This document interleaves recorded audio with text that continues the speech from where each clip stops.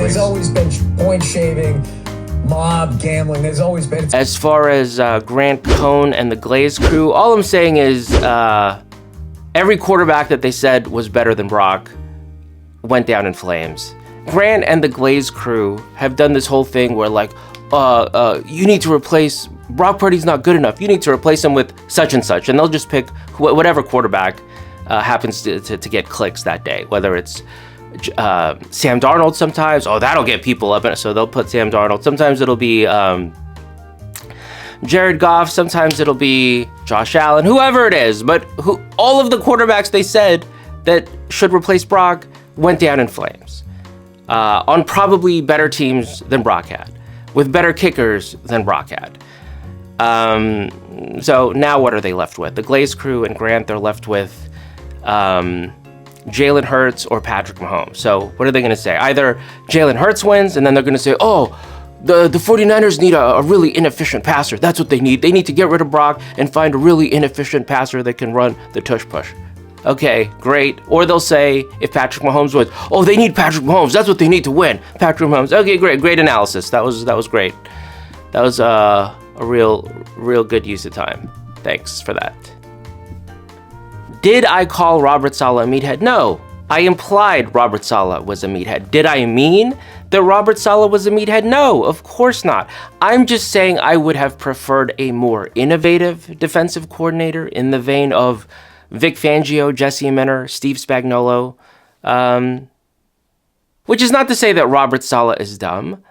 Even though I implied it. I was joking. Susan says, but Robert Saleh is smart. He was in finance. Yeah, okay, but Gerard Mayo is in finance. Gerard Mayo is in finance. Look, if we're going to pretend you have to be a genius to be in finance, fine, let's do that. Gerard Mayo is a genius. Robert Saleh is a genius. Fine.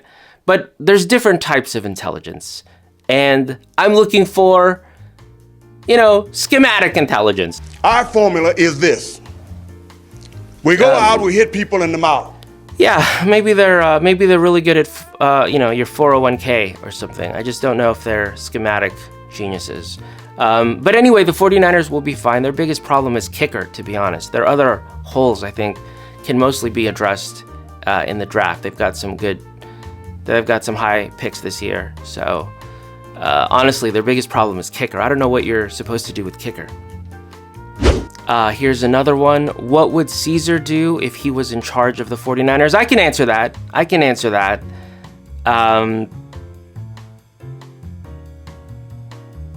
We often think of Julius Caesar as a cold, cunning, calculating master strategist. And he was sometimes. He was also at times reckless. He was reckless with his own life and reckless with the lives of his men.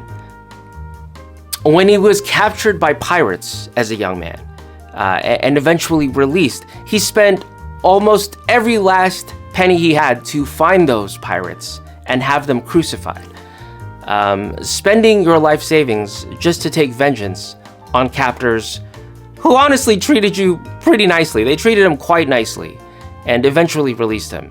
To spend your life savings to crucify them are not the actions of a cautious man. Even when he famously crossed the Rubicon, he had no idea what was going to happen. He was basically in effort mode. He was like YOLO. Okay, he marched into Rome with a single legion, knowing if Pompey had his forces prepared and organized, he was going to get cooked. But he was like, you know what, let's just see what happens at this point. Let's just see what happens. Of course, Pompey was not ready. Pompey fled and left Rome to Caesar. Then Caesar goes and gets himself involved in the Egyptian civil war without anywhere near the full complement of his men. Why? You could argue for grain or whatever you want to say, but in large part it was because he was taken with Cleopatra. You cannot tell me there was not an easier way to extract what he wanted out of Egypt than risking catastrophe. by engaging in that civil war. You cannot argue that to me. In large part, he did it because he was taken with Cleopatra. He went on a honeymoon with her of sorts after the war. He spent months in Egypt unnecessarily, while all kinds of crap was going on in Rome. He was cavorting with Cleopatra. He was having a child with her. And then he brought her back to Rome. He paraded her around Rome. That was terrible politics. Anyway, my point is just Caesar was an impulsive guy. He was a risk-taking guy. And Kyle Shanahan constantly sending Jake Moody out there on 4th and short would have driven Caesar crazy.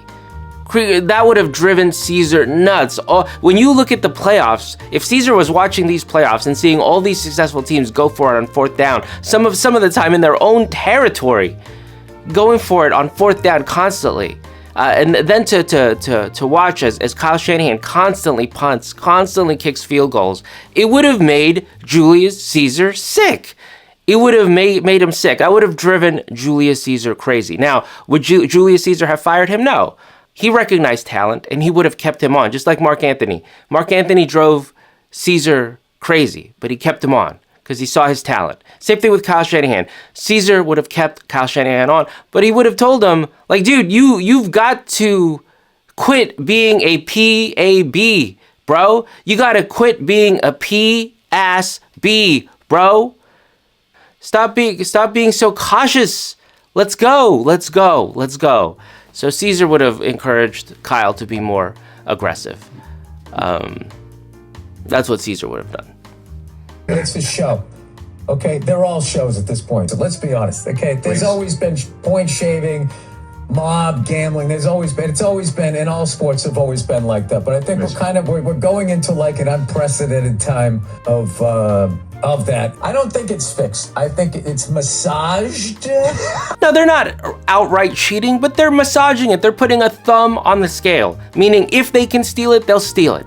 If they can give it to the Chiefs, they'll give it to the Chiefs. Now, if the Bills had been blowing them out by like 27 points, or if the Eagles are like blowing them out, okay, fine. They're not going to risk a multi-billion-dollar business just to make the Chiefs win. But if it's close, they're going to see if they can't get the fairy tale, the three-peat fairy tale, the Taylor Swift fairy tale. They're going to see whatever they can do to kind of nudge it in that direction. Yeah. Forget the non-calls on the holding on Nick Bosa. Forget that. Remember when they made the 49ers practice on mud? When the Chiefs got like top facilities, the 49ers had to practice in mud. I'm sure that helped Dre Greenlaw's injury a lot. So they did everything they could to make sure the Chiefs won. They weren't going to outright cheat, but they put their thumb on the scale. That's what they do.